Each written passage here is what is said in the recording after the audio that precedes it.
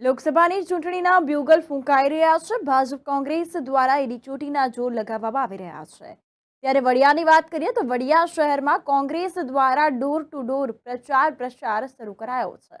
એક તરફ લોકસભાની ચૂંટણીએ હવે જોર પકડ્યું છે તો બીજી બાજુ સૂર્યનારાયણના તાપનો પ્રકોપ વધતો જોવા મળી રહ્યો છે। ત્યારે ઉમેદવારોએ પણ પોતાના પ્રચારનું જોર વધાર્યું છે। વડિયા શહેરમાં આજે કોંગ્રેસ દ્વારા ડોર ટુ ડોર પ્રચાર કરવામાં આવ્યો। આ અંતર્ગત કોંગ્રેસ દ્વારા મેનિફેસ્ટોની પત્રિકાઓની વિતરણ કરવામાં આવી હતી। આ અંતર્ગત વાત કરીએ તો કોંગ્રેસના ઉમેદવાર જેનીબેન ઠુમ્મરને વિજય બનાવવા મતદાતાઓની અપીલ કરવામાં આવી।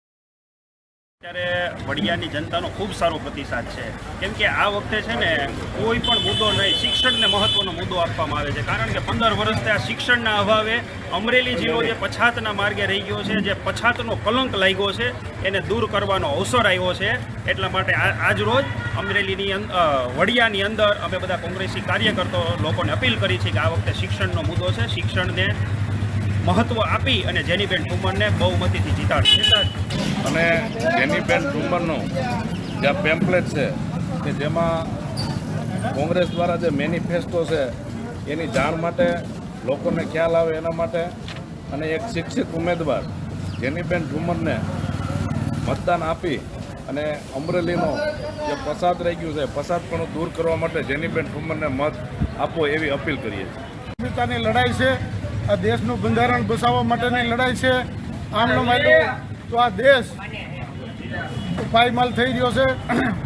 ભાજપે શહેરી વિસ્તારનો વિકાસ કર્યો છે પણ ગામડામાં કોઈ જાતનો વિકાસ કર્યો નથી।